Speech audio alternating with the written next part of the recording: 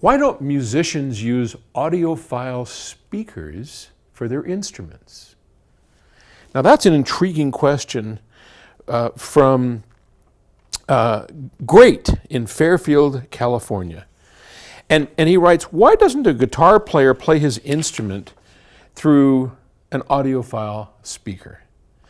Well, I think there's a pretty good reason.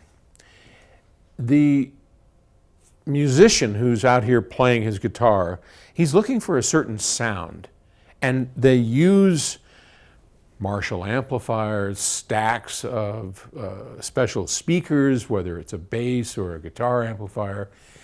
They use these to their advantage to oftentimes distort, to overmodulate, to get some grunge out of it. They're not looking, audiophiles want purity.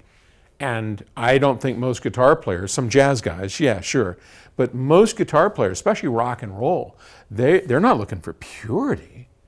They're looking for a certain sound.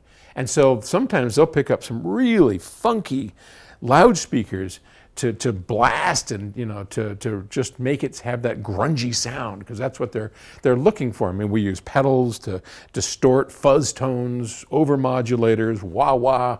You know, they use all kinds of things to get that sound that they want. Audiophiles, on the other hand, are looking to perfectly reproduce whatever that was that the musician and the artist was trying to achieve. So we have very different goals. And rarely are those goals achieved. Not so much from the musicians, because I think they get the sound that they're looking for, but from audiophiles, we rarely get recordings that satisfy us in terms of capturing the moment. And it's a shame. I listened to the old Crime of a Century Supertramp album a little while ago. I so love that music. And I almost yelled out, you know, you assholes, why couldn't you have, it's such good music. Sorry for my French. It's such good music. Why couldn't you have recorded it well? I mean, it's just awful. It's a crime. It just pisses me off. And I'll give you a current example. You know the Lumineers? They're a great band.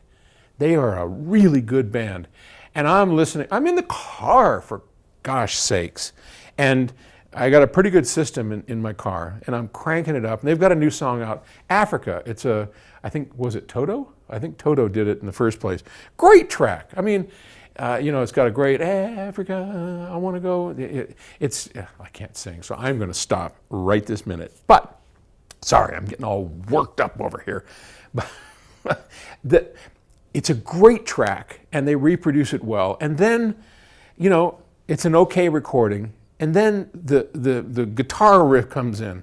And that's what brought it to my mind. And I know they like that grungy sound, which is great. If they had been, and when they, starts going, it just collapses. It's like, oh, Terry and I are in the car and we were traveling, we were singing along to it, and then he gets in with this guitar thing, and I'm like, whoa, we were both jumping for the volume control and just turn it down. That just sounds horrible. Why? Because whoever recorded that tried to do this, or I don't know if they tried, but they somehow achieved a grunge on the recording that wasn't an accurate reproduction of the grunge on the guitar.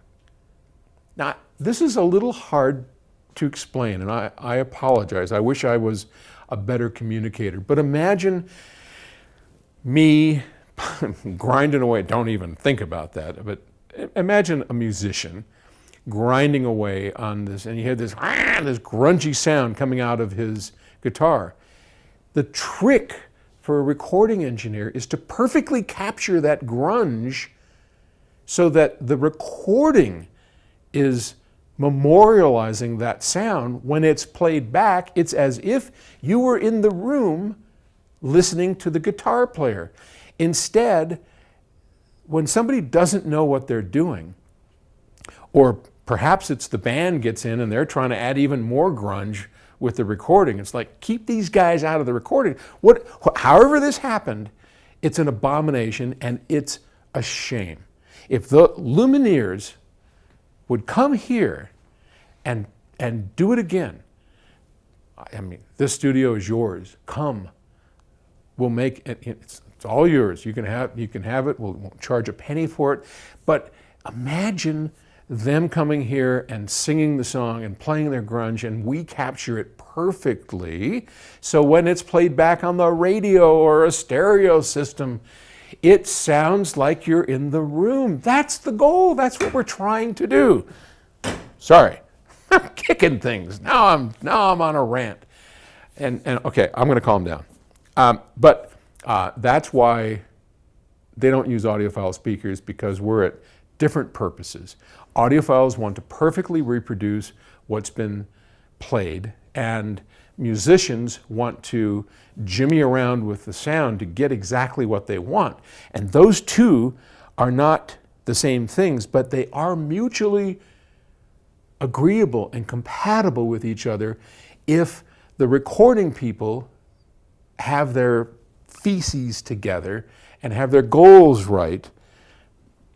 You can make something so glorious that would be captured forever, and we'd all be able to enjoy it. And sadly, that happens very little. Well, one of the reasons we're building this studio, one of the reasons that Gus Skinnis has come here to build his mastering studio and then to also make recordings, is someday we're going to get big bands in here like the Lumineers and Blind Pilot and some of the great bands that are running around today. Whoever we can convince to come in here, we will record them for free. This is not a pay studio. This is not a for-pay studio. We're not doing this to make money. We're not doing this to get our investment, which has been a lot. We're not doing it to get the investment back. We're doing it for the glory of music in the hopes that we can convince more and more musicians to take care in how they record their music, because it's special and it should be kept and captured properly. Okay. End of rant. Sorry. Talk to you tomorrow.